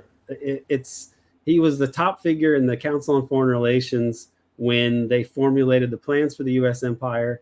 I think Dean Acheson would have been more or less a servant of people like David Rockefeller. And then it's pretty notable that you go in terms of foreign policy, the guru, you go from a Republican administration with Henry Kissinger, a Rockefeller guy, as the sort of main guru of foreign policy. And then, pretty much, let's forget Ford for a second, Jimmy Carter and Brzezinski. Brzezinski's running national security policy for Jimmy Carter, and he's, a Trilateral Commission Rockefeller guy. And so this is private power exerting itself in the U.S. political system and pretty much dominating it. Yeah, I mean, there's so much more that we could talk about, Aaron. I know we're already at an hour and 20 minutes. So just again, for people listening or watching, I'm going to have Aaron back, and we're going to do, he'll have me, but what we're going to do is we're going to do a joint series, and he'll post it on his podcast, American Exception. I'll post it as my podcast, Multipolarista, and we're going to do a series focusing on, maybe we'll do one on NS68. Maybe we can do one on the Rockefellers, on the Council on Foreign Relations, on Watergate, on JFK. Multiple on JFK.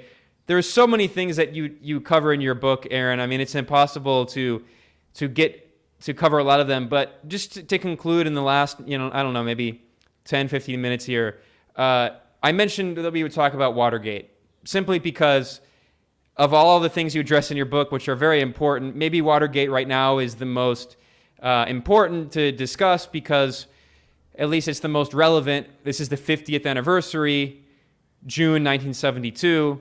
So we're in the 50th anniversary right now, and there's some coverage in the mainstream corporate media, but a lot of that coverage is very lackluster. It's missing very important details, especially the role of the CIA. You have a very good chapter on Watergate. You bring up Watergate several times, but you have a really good chapter called The Watergate Mystery, Wrapped in a Riddle Inside an Enigma. And there's a few things I want to mention. But I do want to talk about Bob Woodward. This is the Washington Post journalist who is, very well known for helping to expose Watergate, but many journalists have speculated for a long time, and you state pretty clearly in the book that it's very likely that Woodward was more of an intelligence operative and less of a journalist. He didn't just have sources in the CIA. It seems like he was definitely acting in the interest of the agency in a lot of ways. But I just want to start kind of more generally. For people who probably know about Watergate, they know the basics. In June 1972, these 5 burglars were arrested for trying to break into the DNC in the Watergate Hotel in Washington. And, this was this big scandal that was investigated, and it showed how the Nixon White House and his reelection campaign, and they were trying to use state assets to go against his political enemies. But of course, what's left out of that history conveniently is that the 5 burglars who were arrested were a mixture of so-called former CIA agents. They were CIA assets and anti-Castro right-wing Cubans who were closely linked to the CIA. And, these were called the plumbers, right? The White House plumbers. And the reason they were originally convened is because in 1971, the year before, I mentioned the name earlier, Daniel Ellsberg. He blew the whistle with the Pentagon Papers exposing these U.S. government lies in Vietnam. So the plumbers were originally brought together as part of this Nixon-led operation to centralize intelligence gathering, and specifically using the leak of the Pentagon Papers as an excuse to crack down ostensibly on leaks. But it was also because Nixon didn't even trust the CIA. And then this gets into the whole role of the Bay of Pigs and JFK. But, talk more about Watergate and specifically why Watergate plays such an important role in your book, which is about the inherent criminality of the U.S. deep state. Yeah, Watergate is really fascinating. very complicated. I don't even consider myself like a master of Watergate minutia, because there's just so much, there's so many names and different figures and so on. But I've read some of the critical accounts, especially I think the work of Jim Hogan and Peter Dale Scott is really great on Watergate. Jeff Morley's new book is interesting. And also, I think Lynn Kolodny wrote a book on it that's pretty good. And there's just been a number of sort of critical accounts of Watergate over the years. And there are many mysteries about it that still persist. For example, they don't know who actually ordered the second break-in or why. It also seems that the bug that they said was planted there, that they discovered, was actually planted after the fact, like sort of planted evidence. That's very bizarre. As you pointed out earlier, Bob Woodward, the famous reporter, he was an intelligence officer, and he had been working for some right-wing generals who had been actually spying on Kissinger and Nixon and trying to like steal papers out of Kissinger's briefcase, for example, in order to know what the foreign policy was, because Nixon was actually trying to run foreign policy independently of some of these groups so that they would not be able to interfere. Nixon was trying to deal with issues that bedeviled people like Kennedy in terms of being able to execute the policy that you want, with bureaucracies in the Pentagon and intelligence world that are opposed to you and might try to undermine you. So he took steps to be able to work around them and not keep them up to speed unless he needed them to be.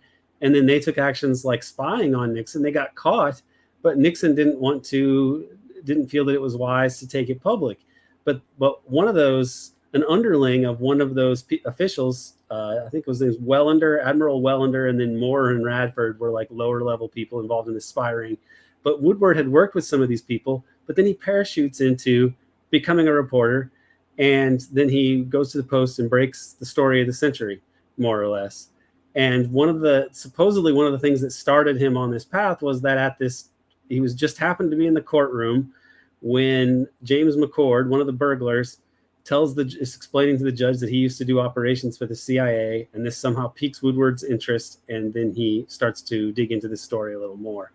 But the way that this story came out was really through a lot of leaks. Like, people were leaking things to try to damage Nixon, and he was fearful of other leaks coming out. Like, for example, the fact that he had sabotaged peace negotiations in 1968. He was worried the Brookings Institute had documents related to that. At one point, he was going to firebomb Brookings. And then when everybody evacuated the building, people were going to go in and steal these files. That was part of his plan, which never came to pass. But Nixon was trying to get dirt and leverage on these people, up to and including a trip over to the CIA headquarters a year before the Watergate break-in, where he talks to Richard Helms, and he's trying to get secrets related to Bay of Pigs and the Dirty Tricks Department. And he even goes as far as to say the "Who Shot Jack" angle. I need to know who's responsible. Believe me, I want to protect the Dirty Tricks Department. We need it, but I need to know what's coming. Of course, so when he says "Who shot Jack," he means who shot JFK. Who shot JFK? And Helms never gives him these files. He placates him in a way, gives him other files, and then a year later, in July, I believe it's July. Yeah, we just had the anniversary. It was June of '72. The burglars are arrested, but nothing really comes of it immediately. And but Nixon is worried about this somewhat. He has to be, because these people are there doing things for the White House. But there's no reason to think, based on the way that the press and the legal system operates, that the president wouldn't be able to do this. Because what Nixon ends up getting nailed for in Watergate, the so-called smoking gun, is such a pedestrian crime relative to what is standard operating procedure in the United States, that it demands a deeper analysis as to why the political forces in America would coalesce to remove this president for crimes, when crimes are really, one of the main things that the U.S. is involved in. And Nixon is castigated for saying things like, afterwards, like, when the president does it, that means it's not illegal. And liberals are for some reason sort of scandalized by this, but this has been the practice. And Nixon, a lot of the things that come out after Watergate are because Nixon himself is trying to get the CIA. Nixon believes the CIA is behind this, and he's paranoid for good reason. And so he fires Helms, and he brings in this guy named Schlesinger, and he tells him, dig up all the dirt you can on the CIA. I want some leverage over them, especially as we see that these plumbers have more CIA connections than we knew, and they're acting in ways that are damaging to us. We got to dig up everything at the CIA to try to get control of this agency, and then maybe they'll be able to help us, deal with this. And that becomes the family jewels files, and some of these get leaked to the press, and they cause major scandals. So all these revelations that come out in Watergate are not just because people are trying to blow the whistle on Nixon's crimes, but Nixon and pro-Nixon forces are leaking crimes committed by CIA and so on. And this is making it into the public discourse. So it's a really damaging thing for the national security state and its central organs of, the CIA and the FBI. A lot of stuff gets exposed, and it has to be explained why these actors and the press, which typically covers up high criminality in the United States, why they pursued this up to the point that Nixon is forced to resign, but only after Spiro Agnew, his vice president, is forced to resign, a guy that Nixon used to call his assassination insurance policy because he felt nobody would assassinate him as long as Agnew was there. But they get rid of Agnew and they put in Gerald Ford, a guy whose most notable accomplishment up to that point is serving on the Warren Commission and falsifying the entry point of the so-called magic bullet, among other things he did in the Warren Commission. But this is a guy who's really just somebody who will do whatever the establishment tells them to. He was Hoover's inside man on the commission when he was there. And he becomes president despite not ever winning an election and not being an especially charismatic or dynamic politician. He's put in to sort of settle the dust after Watergate and deal with Vietnam ending. And Aaron, we should mention, who was Ford's VP? Drum roll, Nelson Rockefeller. Nelson Rockefeller, but he does get dropped. He does get dropped also, which sets the stage for the Rockefellers. He gets dropped from the ticket for 1976, which sets the stage for, I believe, the sort of realignment from on high of the Democratic Party becoming the party of Rockefeller Republicans, and the liberal progressives, such as they were in the 60s and 50s, 60s, and 70s, are basically out in the cold, and they're still not a part of the power structure. The closest was Bernie Sanders, and we saw the way that they closed ranks to keep him from winning, even when he was the most popular person. Instead, we get surprised Joe Biden as the nominee. So this Watergate, post-Watergate alignment in the U.S. in U.S. politics is a victory for the right wing, not a victory for liberals or democracy or the rule of law. It ends up ushering in the era of Reagan and lawlessness, criminality, and exploitation on a global scale that really exceeds what came before it in U.S. and world history. Yeah, and you recently had on Jefferson Morley, who, I'm not going to say bad words about. He's a very accomplished journalist, and he certainly has done infinitely more on research on Watergate and JFK than I have. But he'd also, at the same time, again, no disrespect, just some constructive criticism. He often fails to deviate very much from a lot of Western foreign policy consensus, especially vis-a-vis China and Russia. And you had him on your show recently, and it was a very interesting discussion about Richard Helms and Richard Nixon and his new book, which details the relationship between CIA Director Helms and Nixon, and the key role of Helms and Watergate and all of that. And one of the parts of your interview, it was a very good discussion, but there was one part that I really disagreed with, and that was where Morley really downplayed the Nixon visit to China in 1972, and then also the détente between Brezhnev's Soviet Union and between Nixon. And Morley really argues that didn't play a role in Watergate, in overthrowing Nixon and bringing in someone even more right-wing, Ronald Reagan.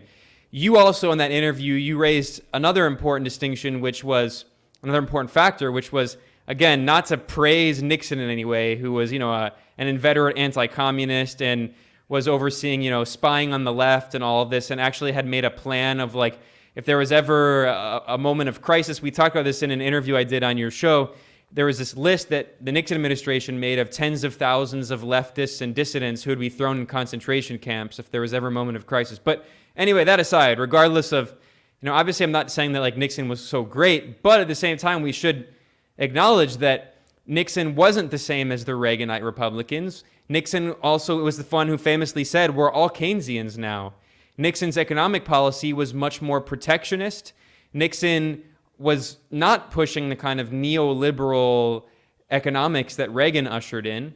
So you also argued in your interview that that could potentially be another factor in removing Nixon, is that he represented this other faction of the Republican Party that was much more isolationist and didn't necessarily take the idea that what's best for international capital and best for Wall Street is what's best in the national interest. So maybe, do you think that those two factors could potentially explain this kind of palace coup against Nixon, his normalization of relations with China, and his détente with the Soviet Union, and then also his Keynesian economic policies?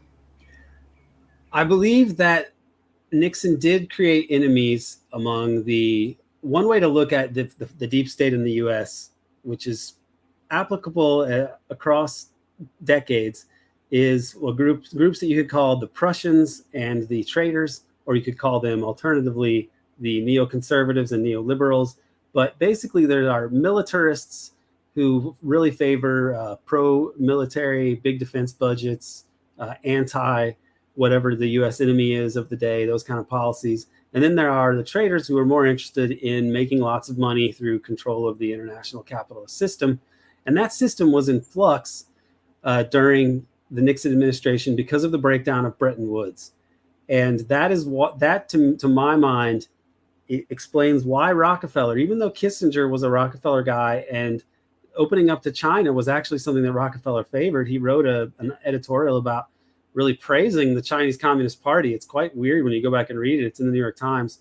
And this was, I think, a Rockefeller plan to bring China into the global capitalist fold and, potentially exploit Chinese markets and also... And to unite against the Soviet Union, which is what they did. Yeah, appeal them against the Soviet Union. And I think that there is, this isn't something that they would say, but I don't want to go back and read all the Trilateral Commission reports or whatever. But I have to believe that they also thought that just the mere introduction of China into the capitalist system would create a class of Chinese capitalists that would and that once you do that, they would acquire power just as capitalists had in the United States and somehow peel China further away from Marxism and any kind of model that would challenge the United States, which hasn't really happened. But what I think happened with Watergate, which is where I think with morally, he has a sort of liberal cosmology at times that even though he gets into crimes of the state, like he's done a lot of work on the Kennedy assassination, he definitely acknowledges that Watergate that the Kennedy assassination had an impact and it was a factor in the way that Watergate played out, and that Nixon was aware of CIA involvement in this and tried to get leverage over the CIA, and the CIA countered, and ultimately you see who's left standing, and it's not really Nixon. Even though Helms suffers a little bit superficially, the forces I think that Helms represented were not harmed. They were ascendant, especially under Reagan.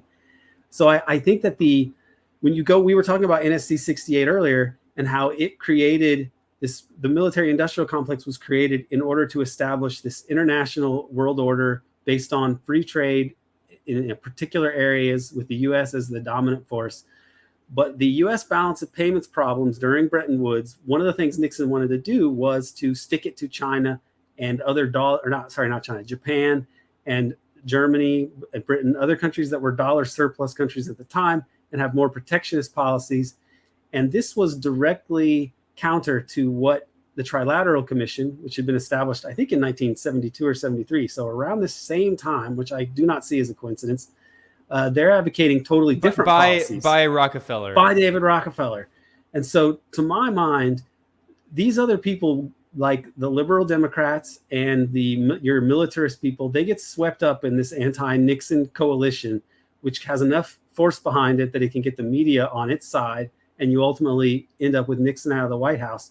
But I think that the decisive force was the same force that was powerful enough to establish the international system, to plan the international system during World War II, to implement it after World War II, keep it in place throughout the 50s and 60s, and then to see that it was reimagined and reforged after the collapse of the Bretton Woods, dollar system because of Vietnam War spending.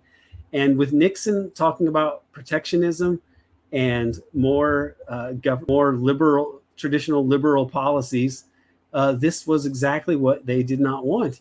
And so even Noam Chomsky will say Nixon was the last liberal president.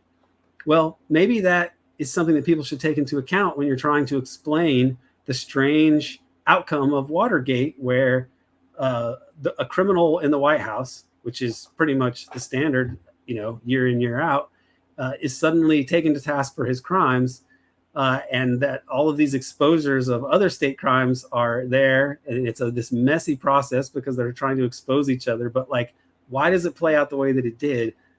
The argument that I make is that these same forces that created the post-war financial order and that were super powerful under Reagan were threatened by Nixon.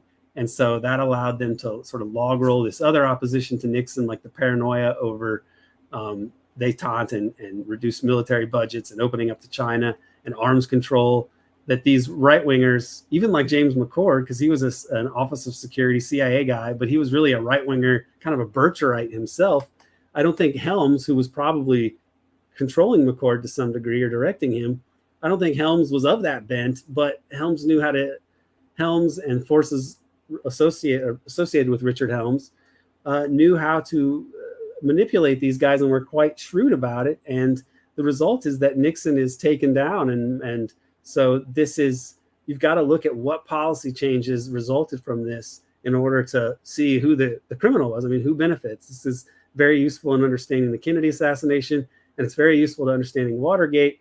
After we recorded that interview with Jeff Morley, he told me about how a guy named Gannon, I think it was Frank Gannon, he helped Nixon ghostwrite his memoirs. And he said that when Nixon would drink whiskey and they would hang out and he would talk about Watergate, Nixon would say that it was the same people that killed Kennedy that got rid of him. And I think that is likely pretty much true. And it's notable that when after Jack Ruby gets killed, after Lee Harvey Oswald gets killed by Jack Ruby a couple days after the Kennedy assassination, this lobbying campaign begins to create a blue ribbon panel of establishment guys to settle the dust and say there was no conspiracy. Oswald had no Confederates, etc. And the guys that did it were two establishment guys, Rostow and Joseph Alsop, this reporter for the New York Times, but he's really a spook. I mean, that's his main thing. He's totally connected to the CIA. He's even written up by Carl Bernstein for that. They lobby the White House, but apparently they are actually backed by Dean Acheson himself. So it's really Acheson saying immediately, when there's no reason to believe that it was just one gunman, they're already saying, let's get a Blue Ribbon Commission together to settle the dust here. And this is being pushed by Acheson, the pinnacle of the people that forged this world order, a multilateral world order that is capitalist with the US and the hegemonic position. Nixon also threatened that order with sort of nationalist policies, because Nixon, I think, wanted to be a democratic, with a lowercase d, statesman who pleased enough constituencies in America that he would get reelected and be remembered as a good president, even as he was a vicious anti-communist and kind of ruthless, a liar and a criminal. I'm not saying he wasn't, but he had some inclinations toward nationalism and democratic rule that would create prosperity for America that was unacceptable to the real masters of the American regime. And I think that's how you have to understand Watergate. Yeah, and this is the thing that, people like Chomsky, with all due respect to Chomsky, that they dismiss, is that this isn't to say that Nixon or even JFK were like these great saintly figures and everything they did was good and right. Chomsky especially is often cited to criticize JFK for, at the beginning, especially before he was killed, JFK did do things like use napalm in Vietnam, but we should understand that there are these divisions within the U.S. ruling class. And obviously, yes, Nixon is a right-winger, he's an anti-communist, but the people who defeated Nixon and came to power after were even more right-wing, even more reactionary, even more against average working people's interests and serving the interests of, capital, of Wall Street. So we have to be able to understand those divisions within the ruling class, and just taking this like pox on both their houses, they're all equally bad position, and understand that, JFK, especially at the beginning of his presidential mandate, he did definitely carry out a lot of actions that I would strongly disagree with, but he also began changing and trying to end the war in Vietnam and end the Cold War and pursue some kind of détente and oppose attempts to overthrow the Cuban government after the failed Bay of Pigs invasion. And that's why he was killed.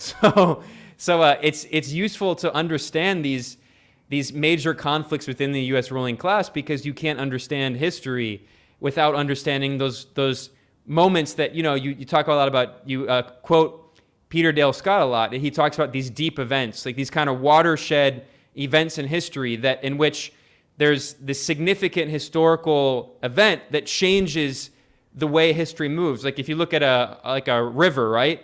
Or a little stream, and there's like a rock in the stream that pushes the water in a different direction. These are these historical moments like Watergate, like the JFK assassination, that turn history into a different direction. And, we're already at almost 2 hours, so I wanted to conclude here, Aaron, with a kind of provocative question.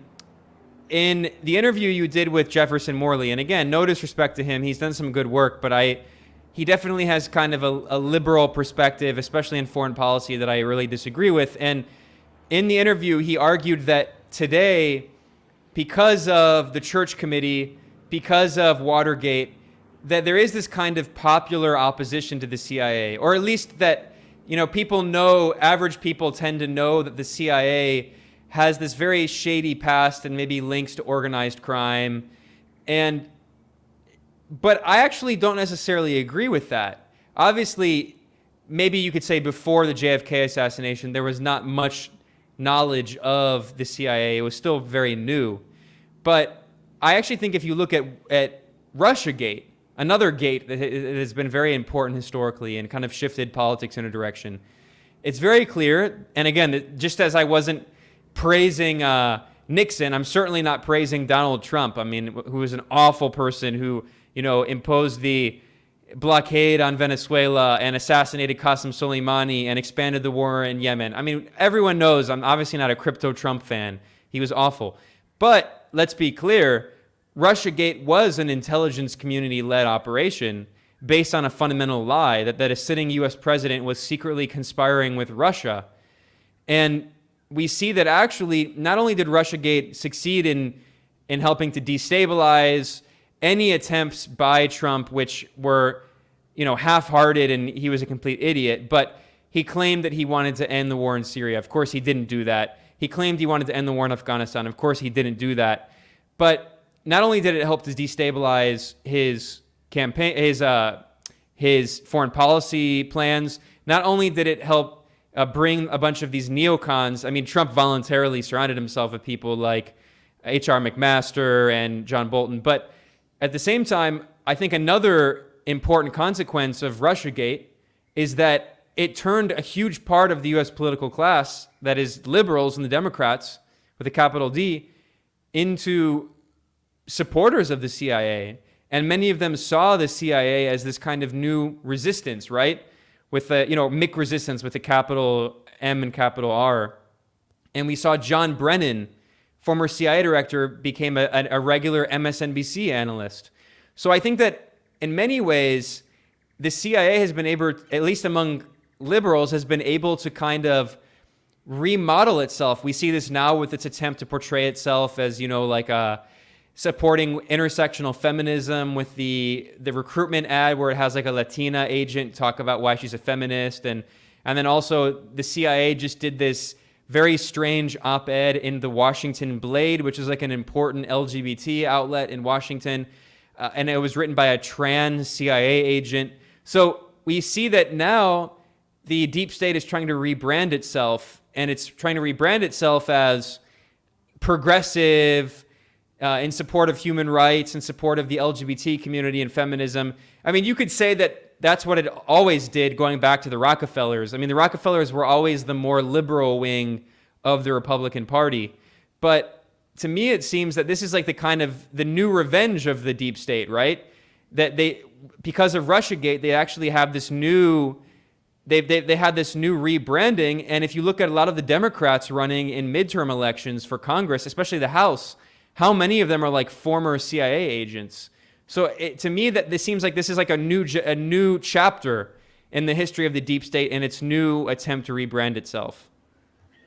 Yeah, and I hope that that's one thing that this book can do if more people read it, is you'll look at this history, because in putting this narrative together, about half the book is the failures of social science and history to grapple with state criminality and the nature of the U.S. empire. The other half deals with history and with components of the actual regime that we have now in different ways that these dark forces are able to institutionalize and influence political outcomes in U.S. foreign policy and in U.S. domestic politics.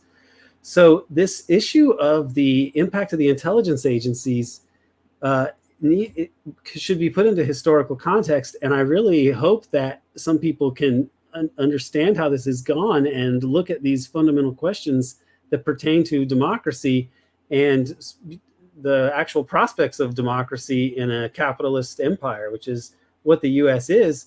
And it goes back to, in a way, these, you mentioned deep events and parapolitics, but this practice of having the ability to enact policy and affect politics while denying that that's what you are doing.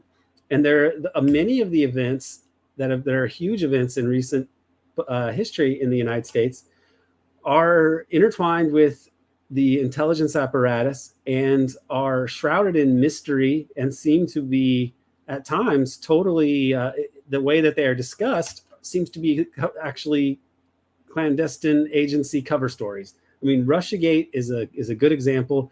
The fact that there was really no evidence to substantiate the entire thing, and yet there's been no accounting for it. There's been no reckoning about this, that the CrowdStrike CEO said, yeah, we don't really have any evidence of Russian exfiltration, and that was said, and that was kept secret for years while we still go on about this. That's intelligence chicanery and state secrecy and lawlessness running amok. Christopher Steele, I mean, a British, MI6 agent, and his entire dossier was completely exposed as fake. Yes, and the CIA dirty war, which is packaged as an organic revolution, and Al Qaeda came in. Maybe they came in and kind of corrupted it a little bit, but oh well. And then ISIS, but all of these groups, the U.S. has a history of supporting similar groups, whether doing it by themselves or through cutouts like the Saudis or the Pakistanis or the Turks or other Gulf states. You have Maidan, the coup in Ukraine. That's the most well-documented CIA coup. The cover story is totally blown. You have the ambassador and the deputy secretary of state talking about who they want to put in as the puppet. And yet that does not even enter into the discourse today as a data point that would be relevant to understanding the Russian invasion, right? It's just like lied about. And so the clandestine state and what it's actually doing to run the U.S. empire needs to be thought of. And it's, if the U.S. can't run, let's say if the U.S. cannot assume its global leadership position without rampant law breaking, then that calls into question the legitimacy of the whole project. I mean, to me, it pretty much negates any legitimacy, because the U.S. has, before the Cold War and after the Cold War, the same interests were involved in kind of lawless exercises, but it really gets sanctioned with the actual federal government after World War II with this global empire. I think the problem is you cannot have an open society and democratic debate and the rule of law if you're going to have an empire, because how are you going to keep people in other countries from voting to use their valuable resources to make their lives better instead of letting multinational corporations come and loot them, as though it's just a different form of colonialism. And that's kind of the history of the US after World War II, is to make a transition from colonialism in the global South to neocolonialism, and to maintain this economic order that allows that to happen. But it involves a whole lot of dirty tricks and crimes that have to be covered up and cover stories to do this. And I think that it needs to be a discussion it would be a discussion if America were a functional democracy at all, as to whether we should have all of this clandestine governance around and what it means for our democracy, but we don't. And so hopefully bringing this history together, looking at it from a social science perspective, people can see what we're actually dealing with, because that needs to be understood more before there's any hope to reform anything. Yeah, well, I think that's a very good note to end on. We're at nearly 2 hours here, but like I said, this is going to be the beginning of a much larger conversation about what I think is a very important book, one of the most important books published in the past decade. And I was speaking with Aaron Goode, the author of American Exception, Empire, and the Deep State. You can find it at Skyhorse and other places. I would advise, try to avoid Amazon, but it's a very good book. There's an audio version as well. And I mean, it's an incredible book. I've spent weeks reading through it here. I mean, there's so much good information. It's almost 400 pages. It really is like a crash course, not a crash course. It's like an extensive, detailed history of the U.S. deep state and criminality. I would also recommend going to patreon.com/American Exception, and you can subscribe to his podcast, which is called American Exception. I myself am a patron. He has a lot of really good interviews on there. And then, of course, you can go to Twitter at Aaron_Good_, and you can follow him on Twitter. Is there anything else that you want to plug, Aaron, before you wrap up here? No, I think that you covered, we covered as much as we can in 2 hours. And I really enjoy talking about this material. I'm doing the podcast now, so I interview people a lot and we can get into these conversations. But the book, I mean, I really spent, it's like I said, I sort of started down this path in late 2009, and this doesn't really get finished until 2021, the book. So it was like 10 plus years exploring these issues and trying to distill this in a way that would be comprehensible. And so I love talking about this, and I'm excited to do more of these. So I thank you for having me on today. Yeah, thank you, Aaron. And for everyone watching or listening, again, this is the beginning of a larger series.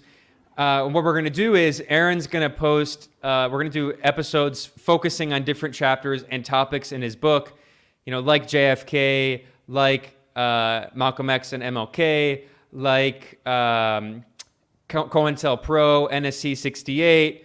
We can talk about the Rockefellers, Kissinger, so many things. Iran-Contra is going to be a big part of it, Watergate. So we're going to do a series on all of those topics. And what we'll do is we'll be posting them regularly.